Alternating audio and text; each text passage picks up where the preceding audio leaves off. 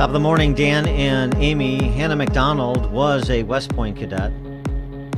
She writes in the Federalist, in the spring of 21, during my first year, I was told that my decision to reject getting the optional COVID-19 vaccine would not negatively affect my time as a cadet at West Point.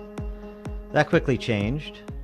My vaccine status was disclosed to fellow classmates, violation of HIPAA, she contends.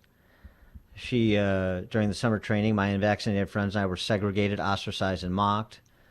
We were laughed at as the dirty platoon of only unvaccinated and therefore masked cadets. So rude.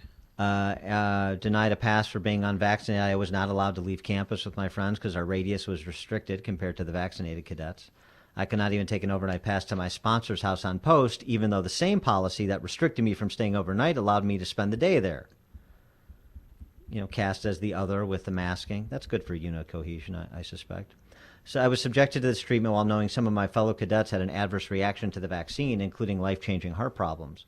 One of these adverse reactions resulted in heart issues, happened on the crew team. The same team kicked my best friend off for being unvaccinated, with her coach saying it, quote, went against her ethics, unquote, to coach an unvaccinated cadet. Oh, my God. Around the same time, guidance was pushed down that we could not even attend our religious clubs.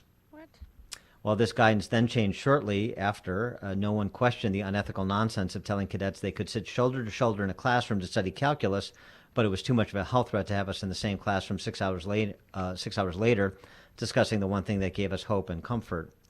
The coercion grew worse when the official vaccine mandate paperwork came down on September 27th. We had a choice to either be vaccinated, separate, or apply for religious or medical exemption.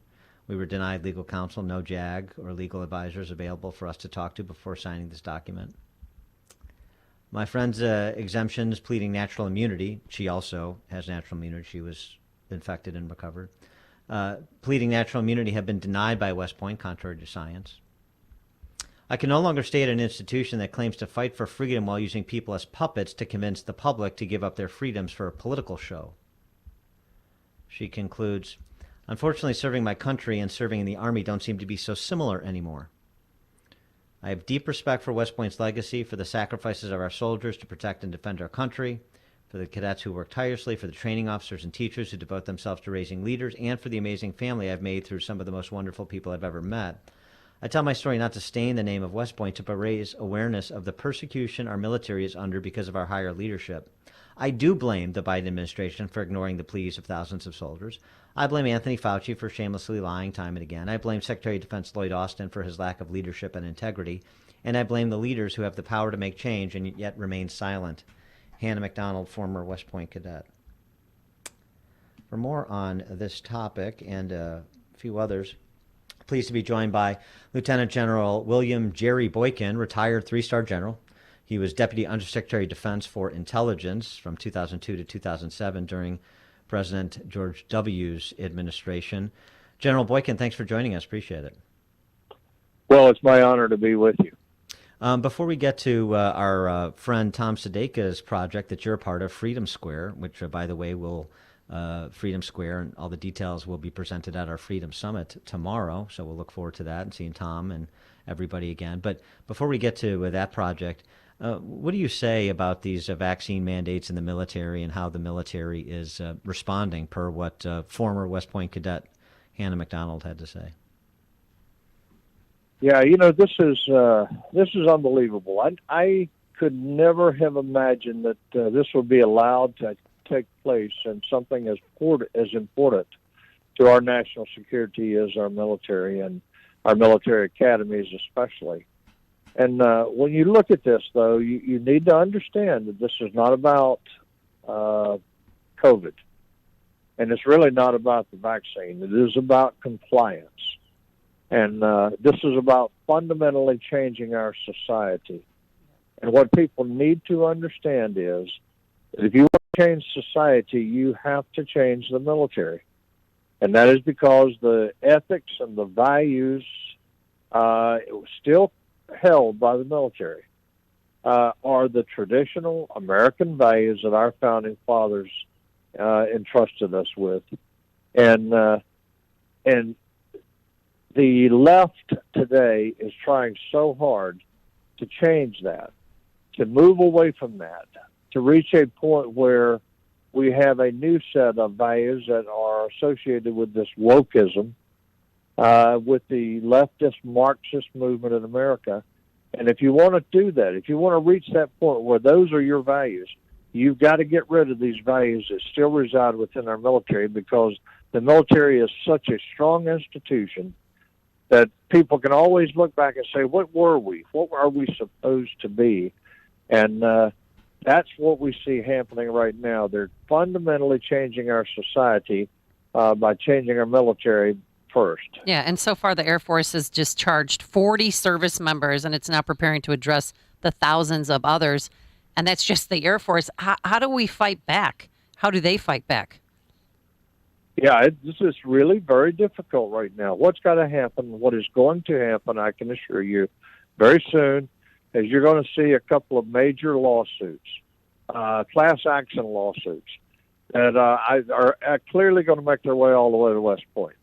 But you just, but put all of what you see happening in the context of what we know about, for example, the Bolshevik Revolution, about how Stalin handled things when he came to power, about the Cultural Revolution in China.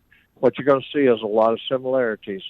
In fact, a frightening amount of similarities between these Marxist revolutions and what you see happening with regards to the mandate right now.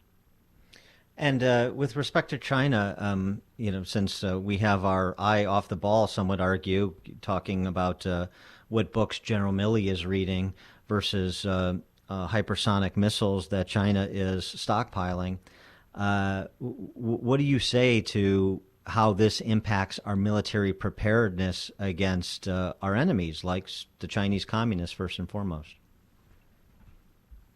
Yeah, you can give a soldier, you can give him the finest technology, weapons, ammunition, material. You can give him the finest stuff that can be produced by mankind, and you give him an edge on the battlefield. But nothing, absolutely nothing, gives him a greater edge than the cohesion within the unit that he's in.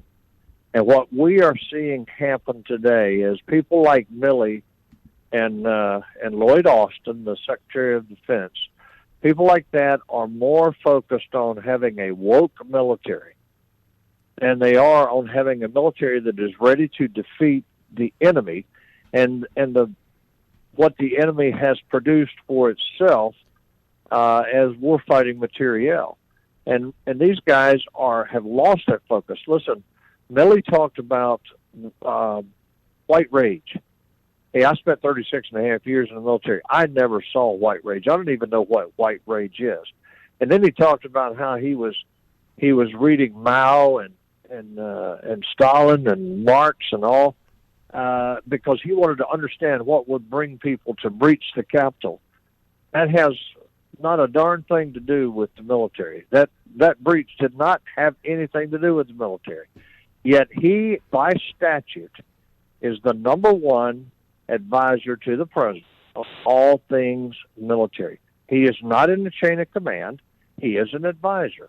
And why is he spending his time on these things that do nothing, in no way contribute to our ability to win wars? Yeah, I mean, he characterized the Chinese testing of a hypersonic missile as a Sputnik moment in terms of missiles that could avoid our missile defenses. You would think that if he thinks it's such a serious threat, he would provide singular, maybe not quite singular, but certainly a preponderant focus on things like that, as opposed to these cultural matters that you're describing. I wanted to get to this project that you signed on to with our friend Tom Sadek. It's called Freedom Square, freedomsquare.com. And you give us your characterization of and why you chose to get involved. But it seems to me this is about building community of Americans who believe in those founding principles that you were describing at the outset. Yeah, I got a call from one of the guys that's involved in that, and that is a guy that I have trusted and loved for quite a long time, Sebastian Gorka. And Sebastian said, I just discovered something that you need to get involved in. And so I went up to Washington and sat down with these folks and looked at what they were doing. And these are patriots, first of all. These are patriots. These are people that love America, and they're not ashamed to say they love America. Secondly, they have a belief in the Almighty Creator. They are not of the same denominations, but they are all people who are unafraid to speak about their faith. And what they're doing is they are indeed putting together a community, Freedom Square. That's what they're trying to say there. A community of like-minded people, patriots, that believe in America, that believe in American values, and we're going to share information. We're going to do things online that we will make sure that we are getting the truth out about things. Right now, there's a lot of information out, but so many times you're not sure whether this is conspiracy theory or not. This program, this platform, is going to put out information that has been verified by multiple sources, and we're going to share that with people that are really interested in what's going on in the world, but specifically in America. All right. The project is Freedom Square, freedomsquare.com. We'll find out more about it and its progress at our Freedom Summit tomorrow. He is Lieutenant General Jerry Boykin, retired three-star general, former Deputy Undersecretary of Defense for Intelligence during the President George W. Bush administration. General Boykin, thanks so much for joining us. Appreciate it. It was my pleasure. Thank you. And he joined us on our turnkey.pro answer line. Listen to Dan and Amy on your smartphone. Download the AM 560 mobile app today at 560theanswer.com/mobile. This is Carol Platt-Liebau for townhall.com. There's no hypocrite like a green hypocrite, and that hypocrisy has been on display at the UN Climate Change Conference in Glasgow, Scotland. The elites are touting their eco-credentials, worrying about everyone's carbon footprint but their own. More than 100 world leaders have shown up, and they didn't fly commercial. This after a pandemic when